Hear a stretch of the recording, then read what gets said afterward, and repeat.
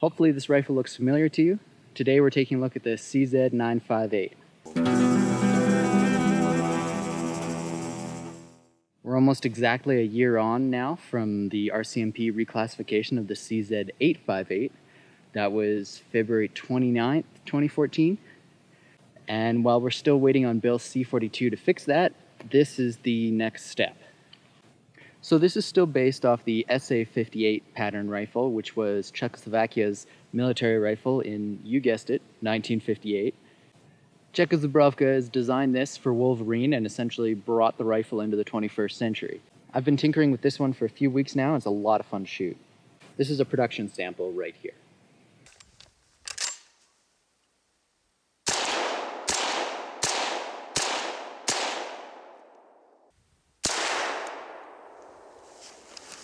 Nice. This barrel is chrome-lined. No, it isn't. There are actually two versions of the 958 coming out. This is the tactical version, and I've changed a bunch of stuff on it because I can. The 958 Hunter will actually come with a straight pencil barrel, so there'll be no front sight block, no brakes, and then it'll have a fixed stock in the back. So there are two major updates to this rifle here, and the first one should be fairly obvious. It's the optics rail on top. In the past, there were various aftermarket mounts that you could use to put a red dot optic onto an 858. But here, we're optics ready out of the box, and more importantly, we can accommodate long variable power optics like this. On an 858, you were always stopped because you had that open space over the ejection port. Whereas here, we've covered that off. We do still have a really large ejection port, though. This is quite a bit larger than an AR-15. The second update on the 958 is these scallops along the trigger guard here. I like these because they give you a really clear place to index your trigger finger, improve your access to the magazine release, and improve your access to the bolt release. As far as I can see, the RCMP has not listed an FRT for this rifle yet, but we can do a little thought exercise here.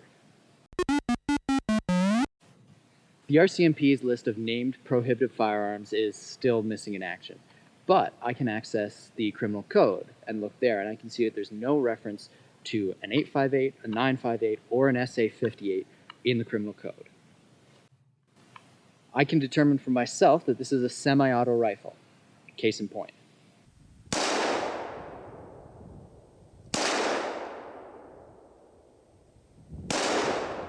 I can run a dowel down the barrel and measure a 19-inch full barrel.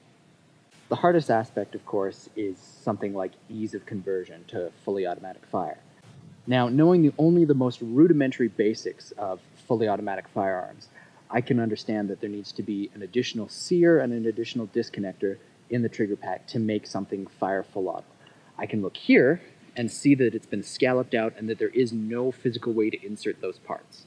Also, I can look for the RCMP's own criteria for converted automatics. So specifically, I can look for the enlarged window in the rear sight block that they were warning about. And I can see that clearly this doesn't have that. This is brand new in every respect. The FRT database isn't available to the general shooter. The RCMP seems to guard it quite closely. But in about 30 seconds, I, as a reasonably informed individual, can look at this and see that it meets the definitions for non-restricted firearm as laid out in the criminal code. It's worth noting that I can't find any mention of a firearms reference table in the criminal code. However, Border Services does look at the FRT when it comes to importing firearms, so for now, we're waiting to see more of these. So I did a little bit of accuracy testing with this gun. I shot 4 different types of 7.62 by 39, and I was fairly surprised at the results. I went into it expecting Hornady to perform the best by far. They're a premium brand, they have a premium bullet. Even if it is a little zombie-focused in the ammunition, it's one of the better 7.62 by 39s out there. Somewhat ironically, the Czech surplus was some of the worst groups that I got. I also had 2 failures to extract using that ammunition. And I was quite surprised to find that the other surplus that I was shooting actually produced the best groups by far, like outshooting Hornady, outshooting Barnaul.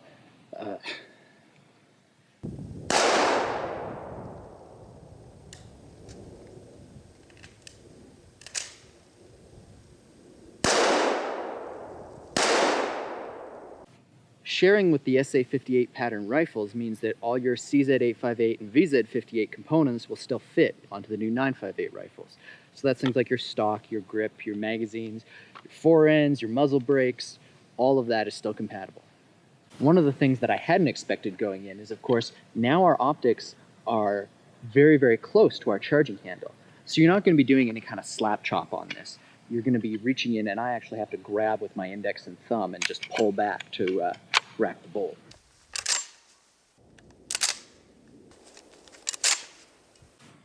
The 958 is shipping with these mini magazines rather than a pinned magazine, but of course your full-size ones will still fit.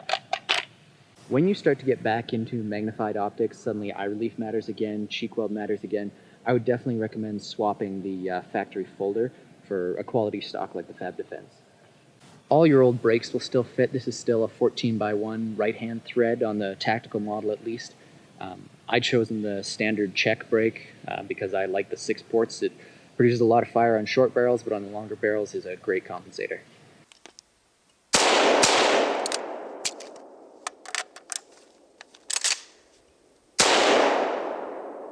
These are going to ship from Wolverine in a fairly basic configuration. Part of that is making sure that the MSRP is still under $1,000.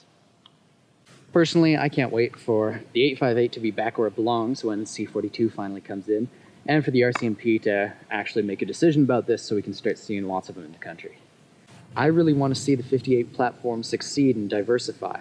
I want to see it have a space in 3-gun again. I want to see it have a space in hunting, and this is a huge step towards that.